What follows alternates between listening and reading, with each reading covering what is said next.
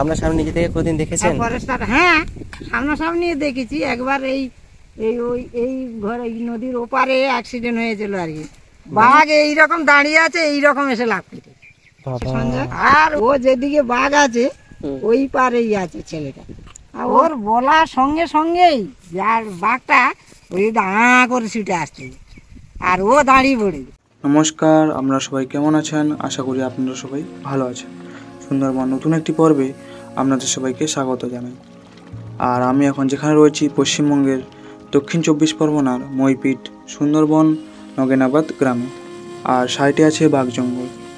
আর এই নগেনাবাদ গ্রামে এক বয়স্ক জেঠিমা কিন্তু প্রতিনিয়ত জীবন জীবিকার জন্য কিন্তু বাঘ জঙ্গলের সাইডের নদীতে কিন্তু মাছ ধরে থাকে।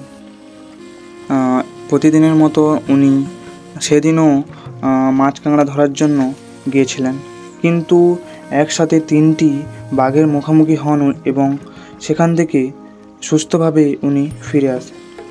ওনার সঙ্গে আরও যারা ছিলেন সেদিন কী ঘটনা ঘটেছিল এবং কিভাবে ওনারা বাঘের হাত থেকে রক্ষা পেয়ে ফিরে এসেছেন, ওনার মুখ থেকে সব কিছু শুনবো এবং আপনাদের শোনানোর চেষ্টা করব। দাদু ভাই কি করে? আমরা দুজনেই ওপারে কাঁকড়া ধরতে যাই।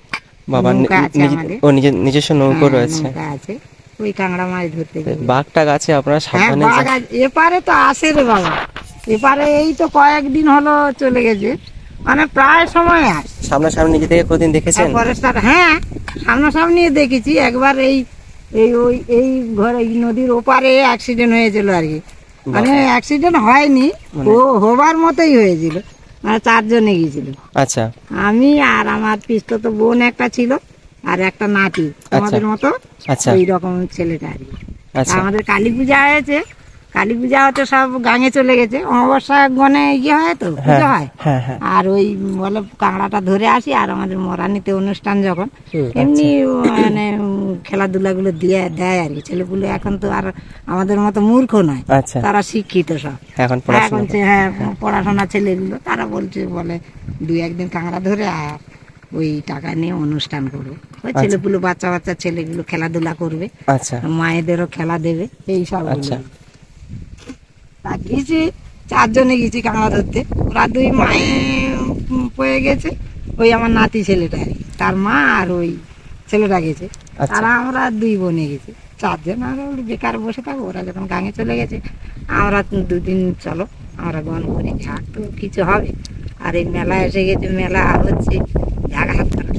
আচ্ছা, বলে গেছি দেখি না, আমি দিদির দেখে বলতে যাই এই পর তো পাওয়া গেছে সকালের পর না, আর এই পায়ের খোপটা পড়েছে।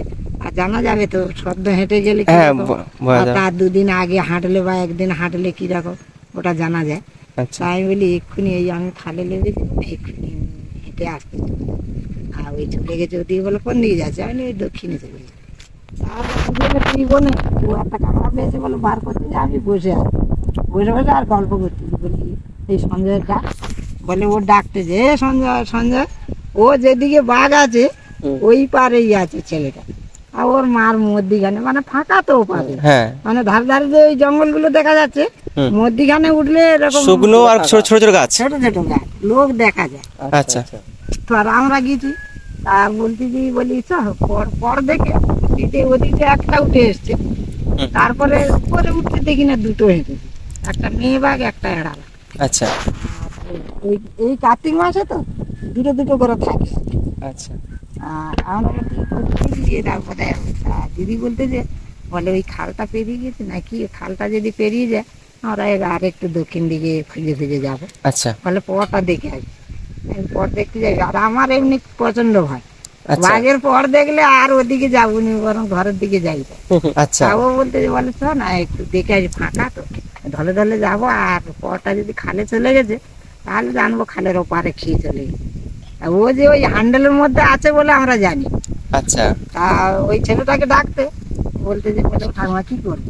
বলে 3টে হেঁটে, বলে 3টে তো এই আছে, 3টের পর পাওয়া যায়। আর গাছপালা গুলো ভেঙে এদিক ওদিক করে লাফিয়ে যাচ্ছে, তো খেলে চলে যাচ্ছে। গাছপালা গুলো ভেঙে একাকার করে দিয়ে যায়। আর বলছি চ আর দেখুন, এখান থেকে ওই ততদূর খাল আছে, আর এই খালের সামনে বড় বড় গাছ আছে আর কি, হ্যান্ডেল মতো আছে।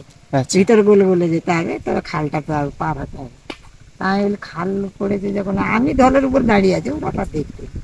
তা ওই ছেলেটা মানে ঝামে গোরান ঝামটি গুলো আছে, গোরান গাছগুলো আছে ছোট ছোট তো, আচ্ছা তাহলে ওর মধ্যে এখন দেখতে গিয়ে ওই খালের ধারে গেছে, কি যেন একটা সাড়া হয়েছে, ও শুনতে পেয়ে। আচ্ছা আমরা ঢলের উপর দাঁড়িয়েছি, এখান থেকে ওই একটু বেশি দূর নাই, এই তত দূরে গরু বাঁধা আছে তার একটু সামনে গেছে। আর দিদি হাঁক মেরেছে, খুব জোরে হাঁক মেরেছে, এই তুই ওদিক কোন দিকে যাচ্ছি, ওকে বলেছে। আচ্ছা ওর হাঁকে এখন বাঘটা শুনতে পেয়েছে ও বাবা আঁক করে ওঠে। তখন ও এসে বলতে ও ঠাকুমা ওই ভিতরে কি একটা সারা করে, ওর বলার সঙ্গে সঙ্গেই যার বাঘটা ওই করে ছুটে আসছে, আর ও দাঁড়িয়ে পড়ে। ওর হাতে একটা কোদাল ছিল, আর কিছু নেই আমাদের কাছে, আচ্ছা। একটা করে শিক এত বড় করে আছে এরকম ওই সরু, কাঁকড়া ধরার জন্য কাঁকড়া ধরার জন্য আর কি। আমাদের কাছে কিছু নেই, আর দিদির কাছে একটা কোদাল আছে, আর ওই ছেলেটার কাছে একটা আছে।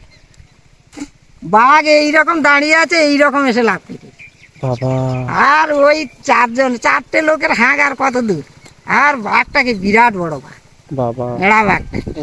আর ওই গায়ে হাঁক মারতেছি, আর ও এসে যা লাফ কেটেছে একদম ওই ছেলেটার সামনে লাফ কেটেছে, আর ওই গায়ে হাঁক মারতেছি। চারজনে তো ছাড় হয়ে গেছে, আমি বেশ দূরে আছি, এখান থেকে ওই তত দূরে আছি, আর ওরা শুধু ডাকতেছে এক জায়গায় দাঁড়াইয়া, আমি ওইখান থেকেই হাঁক মারতেছি, হোট হোট করতেছি চারজনে, আর 3 জন মেয়ে ছিল, একটা পুরুষ মানুষ। তাহলে আর কত জোরে আর হাঁকটা যায়।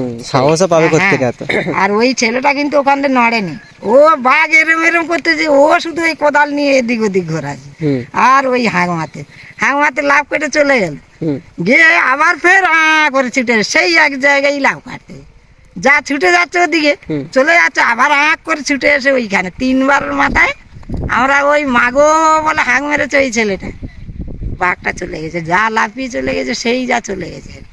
আর ঘুরে আসে। বাবা আমরা তখন বলি চ আমরা যাই, আর যদি পেছন ধরে বিশ্বাস নিত ওদের, হ্যাঁ বলি পেছন ধরে যদি আমরা পূর্ব সাইডে উঠে গেছি, উঠে গিয়ে আর দিদি বলতে যে একদম সরাসরি চল, আমি জানি একদম সোজা লৌকোর কাছে চলে যাবে। ও বলতে যে না, ও যদি পেছন ধরে ফাঁকায় ফাঁকায় চলে আসে, আর সেই দিন আবার পুজো হচ্ছে, থালি লোক আছে, আচ্ছা অনেক লোক গেছে ওপারে, ওরা তো মাইক ছেড়ে যে শুনতে পায়। আর আমরা ওই কাঁকড়া খুঁজতে গেছি, আর ওই ঘুরে আসার সময় দেখি না খালে জল উঠে গেছে, তাহলে কোন দাদি যাওয়ার বাঘের জানা আছে কোন রাস্তায় গেলে লোক আটকাতে পারে। আচ্ছা তো আমাদের ততটা বুদ্ধি নেই, কিন্তু ওই অবলা জন্তুরা সব জানে কোন দাদি যেতে হয় না যেতে হয়। তা আমরা এসে খালে জল হয়েছে 1 গোলার উপর, বলি খালে লেবে যাইছে। দিদি বলতে খালে দিয়ে যাই, আমি উপর দিয়ে গেলে হতো না, ছেলেটা বলতে যে উপর দিয়ে যাইছিল, ওঠা তাড়াতাড়ি চলে যাবো। বলে না কোন দাদা আসতে তার ঠিক নেই, জলে লেবে যাইছে। বলে এই জলে সাঁতরে বাবা এসে লৌকোর কাছে তাড়াতাড়ি করে উঠেছি, উঠে ওই দিন পুজো হচ্ছিল, মার কাছে আবার মুদে টুদে বেঁধে দে, আমরা সপ্তাহখানেক পরে গিয়ে আবার এসে আর যাওয়া হয় না। ওই আগে একদিন ছুটে ছাটি গেছি, কিন্তু এর ছাড়া আর যাইনি, ভয়ে যাইনি। আচ্ছা ঠাম্মি, আমাদের যেমন হিন্দুদের যেমন যারা গুরুজন আছে ওনাদের প্রণাম করি, আপনাদের এই আদিবাসীদের এরকম প্রণাম করে, এরকম করে প্রণাম, ওই বিয়ে হয়ে গেলে